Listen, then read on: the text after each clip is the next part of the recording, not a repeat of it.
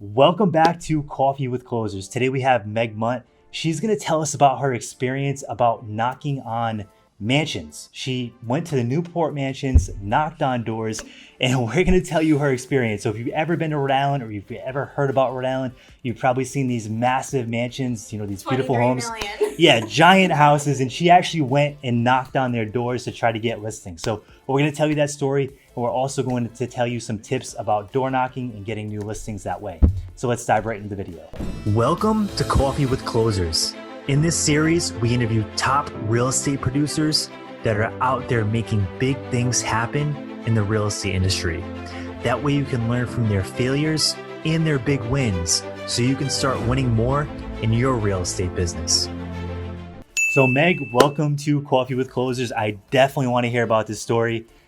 Super interesting. So the way I even found out about this is I saw your story and I saw you walking up a driveway to one of these giant houses. And I want to know, how did it go? Like that's pretty cool. Not everybody goes to these houses and knocks on their doors and tries to get them as a listing. So how did it work out? Any feedback? So the way that this happened, right, was because I love to door knock. I think it's very important to door knock as an agent. When I first started in Rhode Island, I was like, okay, I don't know a single person here. I moved up from Philly, so I'm knocking on people's door. I'm like, I'm your local realtor. Yeah. Right, so you get a lot of information from door knocking. So door knocking, we were door knocking new construction. I love new construction. Love new things, love condos. But I was door knocking a new construction, and it was like the biggest, most beautiful house on that block, and that block wasn't like the cutest. Oh, and yep. we were filming it, right? Me door knocking, and I was like so nervous door knocking, and then I was like, this really like doesn't look very good on camera. Oh, okay, I gotcha. So then I was like, all right, what would look better? Mansions. So Yes, it sure does. It sure does, yeah. I got in the car the next day and like just drove down to Newport to do door knocking. I also think in business, it's very important. So this year I looked at the top 3 producers in the state of Rhode Island. Yes. And there's usually, there's top 3 people. There's 2 of the likely suspects, and then we have this other lady, Lori. Okay. So if you look at the top 2 people, and these are all within like $1 million difference. Yeah. So like it's not that big of a deal. But if you look at their transactional count for like how much they're actually selling per transaction. The volume per transaction. Exactly. So like let's say, it was like $350,000 for the top 2 people. That's their transaction. The average sale. This lady was doing $1.6 million. Wow. Same amount of way less transactions, like a third. Like, right? yeah, at least a third, probably a fifth. Yeah. Right? Sixth. Yeah. Yeah. That's a lot. That's a big difference. Or sixth. Yeah. Yeah. Sixth. Like a crazy amount. That's insane. So anyway, so I'm like, all right, so I would rather do that. Right. I would rather have a lower transaction count and a higher price point. Yes. And because not only because of the money, but it's also about like establishing the relationships. Like, what kind of relationship do I want to have? Yes. Like, if I want to be a top producer, I can't just be like bam, bam, bam, bam, bam, bam, bam. Yep. And I don't want to be that kind of person. Just running around like crazy. Yeah. So I want like more authentic relationships. Yes. Right. And that happens with doing less, typically. Less transactions and more like deep More relationships. People. Exactly. Yes. So anyway, back to the Newport story though. So we went down there. I was like, every single one of these houses is $23 million. Like, who doesn't want to sell that? That's amazing. Yeah, there's one guy in Rhode Island. He does like barely any transactions, but his transaction amount each time is like $10 million. Wow. Yeah. So sell 5 houses is $50 million. Yeah, like it just doesn't even matter. So the door knocking though, you really need to be more consistent with it, and you need to knock a lot of doors. Like this one woman I heard, she knocks like 100 doors in a weekend, and she gets 2 listings every single time, which is like pretty good. That's really good. Yeah. I mean, that's great.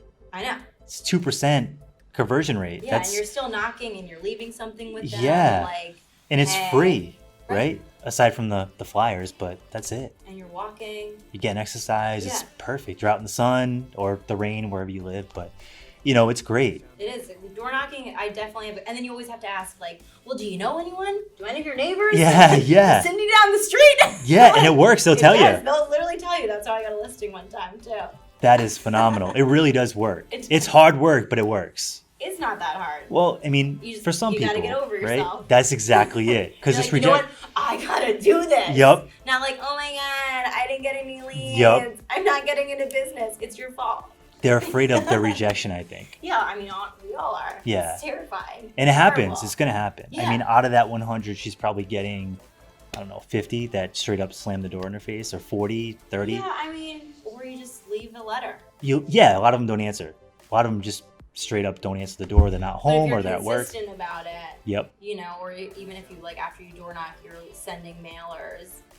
There's this other woman too that I met. She does the geo farming. She's all mailing, and she's like, yeah, I'm not a really social person and outgoing. I would never knock on the door. Yep. And she's like, but then I send out mail and then I get calls, and that's how I like it to be. That's just in my personality. So it's cool. That's smart. To thinking about all right, well, if I can go door knock and send mailers, then it would really be crushing it. It's twice as powerful. Right. Yeah, it is. Now, the big thing that I've read and kind of somewhat experienced is when you door knock and you want to send the mailers, it's not a one and done thing. So pick an area and just hit it. Yeah, it's got to be consistent. You have to send them something at least once a month. Once a month, yeah. So at least, and plan to do that for 8 to 12 months kind of thing before you really get any traction out of it. Yeah, I mean, there's this one girl, she actually also has, she collects marketing. So she'll have any of the local businesses will also pitch towards her mailer. Awesome. Which is smart. Yes. We're talking about how do you create multiple sources of income?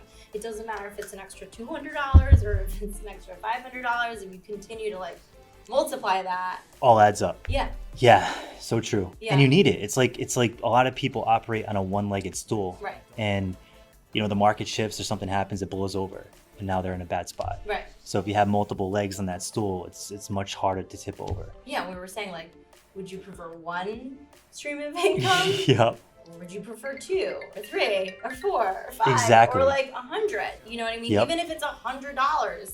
It all adds up. It all pieces together. It's so true. I know. I'm thinking of starting an ATM business. That's smart.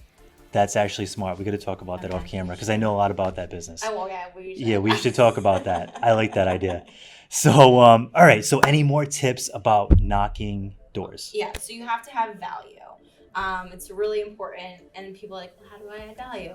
Well, know the neighborhood, know what's going on in the market. So creating a market update for the neighborhood is really great. How many listings or how many days under contract, our house is getting under contract. And the thing that's super important, especially right now and in our jobs as realtors, is to educate people. And that means educating people and connecting people. That's our job. And so educating people about what's happening in the market. For right now, I mean, you're not seeing $50,000, $100,000 over ask cash. You're seeing back to listing price, and people are getting concessions. And so the consumers, aka people selling or buying, they need to know about that, right? Yeah. So those are important things to kind of have in your arsenal when you're going and talking to people. That's exactly it. Everybody wants to know about the market, even if they're not in it, because they have a piece, right? They own a house, or they're maybe looking to own a house. You are a home buyer. Exactly. I know you because I'm here. Exactly. Yep. So everybody wants to know about the market, right. And you can just tell them a little bit about that and add value that way, and continue to do so. And when it's time to do something, they'll probably work with you if they don't have somebody already that's like their cousin or their aunt. Even still, they might work with you. Them. Be like, yep. Do you know anyone who's looking to buy or sell? Yep. Exactly. That's smart. So, all right. Any questions on door knocking? I know this is something that's going to become popular again as we're kind of getting into 2023 and we're getting over the whole pandemic thing. Yep.